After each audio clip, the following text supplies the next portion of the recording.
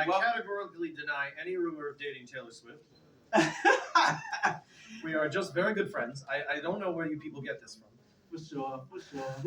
Welcome to the Big Picture Genealogy interview, and I'm going to be interviewing the librarian. Julian Perez, instructional librarian here at Barry University. For sure. And the first question is, what inspired you to get into the field in the first place as a librarian? What inspired I'm really you? glad you asked that question, and I'll tell you why. I got a job as a student worker in the library, Wow. just as a part-time job. And I decided that I liked it so much that I decided never to leave. For And sure. here I am. Okay, and my next question is, what is the biggest challenge facing your industry right now, and how do you hope to help solve it? Like, what's the biggest challenges? Well, are you familiar with the book 1984? That's the one where the government bans books. Oh, for real? Yes, that's right. Well, Yeah. I'm not afraid of that. I'm not afraid of the government banning books as much as I am afraid of a much scarier situation, which is no one reads them. Wow. Do you see what I mean? I love books. I am more afraid of. I believe that we live in an era where the biggest problem facing libraries right now is that we are swimming in information and there are people dying of thirst. How is that possible? Yes. Right? I believe in many respects that we have so much information at our fingertips that in many respects ignorance is a choice. Exactly. Nice shot. And I really love books, man. Trust me. And we need to get the books back into the library. Well, I mean, by that I mean, information sources in general, of course. Of course. And the third question, looking back, what is one project you're most proud of, and why? What project is you most proud of? Oh, I would have to say that I remember that for a while I was the only librarian at a business library. And I'm not going to say the name of the college because they still exist. Wow. But my favorite part about it was I never considered myself an outlaw librarian, but that was straight up gangsterism. Yeah. I remember that at one point what they did was, at one point the check bounced. Now I'm a nice, easygoing guy. Yeah. I don't, but I had to muster a bit of sternness in that particular situation. I came out like, hey, my check bounced. What are we going to do about this? Yeah. And then what they did was the guy was like, hold on right there. The dean of students was like, all right, hold on right there. They pulled out a safe and they pulled out a ball of $100 bills the size of a pot roast. Wow. And it was like, all right, how much was your paycheck? Here you go. And I was like, wow, I was not expecting to encounter outright gangsterism in higher education. So anyway, what I remember was I was the first librarian they ever hired. So I remember at one point I was filling out the paperwork and they were like, what's my title? And they told me, what would you like your title to be? And I was like, damn, it's like that, huh? Mm-hmm. Okay, so I wrote library manager. And then 6 hours later, because you're always wittier when you're 6 hours later, it's like, damn it, library director. Library 6 director. hours later, I thought of a better thing. Isn't it suck when that happens? Yeah. And so to answer your question, what was the thing that I'm most proud of? The thing that I am most proud of is that I was shown into a room and they had a closet with a bunch of empty books. Yeah. And just by waving my magic wand, I gave them a proper academic library that passed state tests. Wow, that's the best, man. That sounds real good. You build a library from the bottom, cataloging system, interlibrary. I went to other libraries and got other physical collections, and I got us hooked up onto a bunch of databases. So bing, bang, boom. I waved my magic wand, and there was a library there that didn't exist before. And you're talking about my proudest achievement, it's creating a library from scratch. Okay, next question. What's the best piece of advice you've ever received from your friend? Well, my friend's over there, so maybe we can ask him. Lance, come over here. They're interviewing me. Well, homie, what's up? So what was the best advice? The best piece of advice that a friend has ever given me. Let me see. This one I might have to think about a little bit.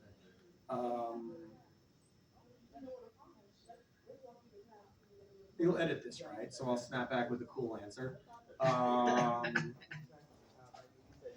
Let me see. I think the best piece of advice. But stay out of trouble. that or- anyone has ever given me is What, Phoenix don't? always think in terms of a career, not in terms of individual jobs.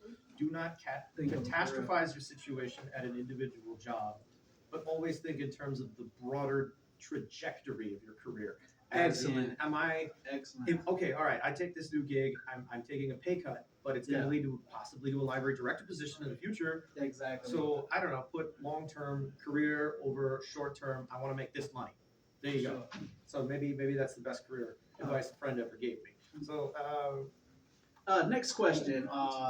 Don't want to be too long. Try to make it fast. Say, what is the piece of media like music or book or film that everyone should experience, and what does it say about you? Like, what's your favorite music, book, or something? Well, and I what don't- does it say about I don't know if it necessarily is. I think that you just asked two different questions, and I got two different answers for you. The one question that I have for you, what was my favorite movie? And my favorite movie is a film from 1983 called Buckaroo Banzai. Buckaroo Banzai Across the Eighth Dimension. you? And Yeah. I love that movie because the reason I love that movie, and not everyone understands that movie. Buckaroo Banzai. Buckaroo Banzai. The reason I love Buckaroo Banzai is because it is a giant private joke. Yeah. And the whole joke, I guess, is that it's the first ever movie ever made in the series, but they treat it like it's part 6. Yeah. It was like a bunch of satellites or something. Yeah, so they treat it like it's part 6. They treat it, it's like, this is Buckaroo Banzai 6, Yeah. and there were 5 other movies that don't exist. Yeah. that we Yeah. never saw. So they were like, hey, it's that guy, but we've never seen him before.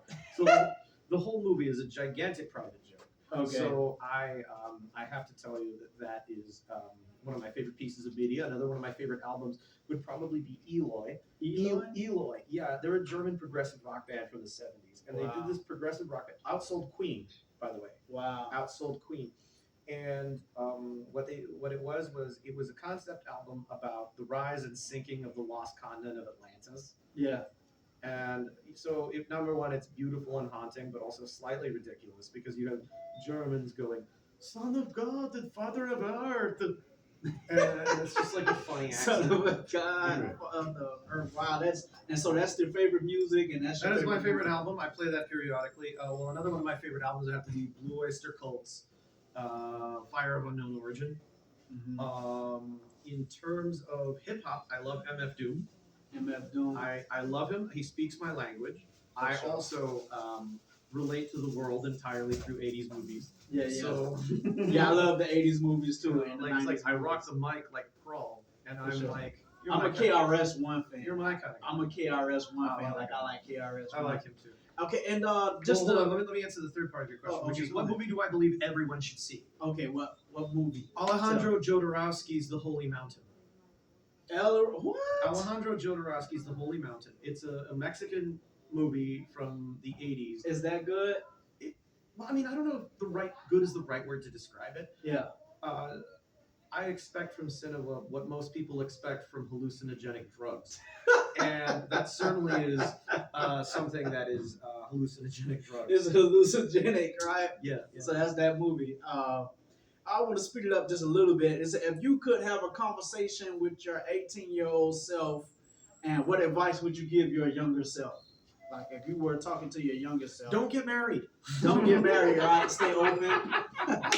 Don't get married. That's the first thing that I would probably tell them. But you would say, don't enforce anything that somebody wouldn't want to do or something like that. Do like if everything's okay, then everything's okay, right? Well, the other piece of advice that I would probably give, I mean, this is kind of small ball. I don't know if this is wise, but this is practical. Yeah. Just get your first 60 credits in college at a cheap school and then transfer the upper credits at a more expensive school. Don't do your 60 credits at a state college. You don't need to. Do Yeah. community college, save money, and then just do the remaining 60 ones. Yeah, yeah. That's a piece of advice that I would give. Okay, next question. What is one of the most important lessons you learned from, from the beginning to the end? What was the most important lesson you learned? The most important lesson that I have ever learned in my life. I believe it should be don't get married. No, I'm kidding. The most important lesson that I have ever learned is not, because I'm one of these people that I've gone my whole life and I kind of want people to like me. Yeah, And whenever someone doesn't like me, I'm like, oh no, Yeah. What did I do wrong? I want to fix this. Yeah. Yeah. And unfortunately, Yeah. it is inevitable that not everyone will like you. Yeah. Of course. Of course. Of course. And you kind of like the lesson that has been one of the hardest ones is realizing people will just not like you, even if you're very nice and you do everything right. Yeah. And you have to live with that. That no matter what happens, someone will dislike it. Yeah. Also, I'm a great believer in being a hater. I believe that we are in a golden age for the world's haters. Yeah. Because number one, people are stupid and stuff is dumb. For sure. You know what I mean? Doubt is the number one thing. Yes. Right? You got to I'm doubt like- everything. Yes, Right? no, like people are stupid. People are Until they like find schemes out. are ridiculous. Like Miami, like did Miami have an arena run by a Ponzi scheme? Yeah. We are in the golden age for the world's haters. Yeah. You know, the haters are right. Yeah. You're right. Number one for the haters. Hey, another one is if you could be remembered for one thing, what would you like to be remembered for? I believe it was Woody Allen who said that I don't want to be remembered for my work. I don't want to achieve immortality through my work. I would like to achieve immortality through not dying. Yeah, exactly. Exactly. No, I would love to be known for that. No, too. I would like to be known. I do not want to achieve immortality through my work. I would like to achieve immortality through not dying. But okay, what would I be most like to be remembered for? In all seriousness, I want people to remember me as someone who helped them. Oh, And wow. I don't know. This is something that I suppose this is something you think about a little more as I've gotten older, and I am much older than however old you think I am. I'm older than that. I just look good, and I believe that one thing that comes is money is not as important because eventually you're going to die and you can't take it with you. Yeah. And so ultimately, what is the most important thing is, have you made a difference in people's lives? Yeah. If people come into your office and their stress level is at a 9 and they need to do research, can you get it to a 3? Yeah. You leave a positive impact on that. That is what I would like to be remembered for. Okay, and next question. What does your creativity, your creative, or your problem-solving process look like? What's your creative and problem-solving look like? Well, What I've is always that? viewed Creativity? Well, I've always viewed creativity as essentially an act of engineering, Yeah. in the sense that you have to analyze every creative work in terms of functionality. What does it do? Why? Why did someone make this decision? There's an intentionality at work. Do you see what I mean? Yeah. So, for example, everyone is always asking, why is it that everyone in every story's parents are dead? Like in every fairy tale, the parents are dead, the mom's dead. Why? No one ever asks that because people aren't actually curious. Yeah. People just like saying stuff. Yeah. But it's like, well, I mean, why? Why is that? The answer is, it's bound up in why we tell stories in the first place. And the reason that we tell stories, Assumptions or something. well, the reason human beings evolved to tell stories, and Yeah. every culture, every single culture on this planet has storytellers. Yeah. And that is because stories are a way of passing on information.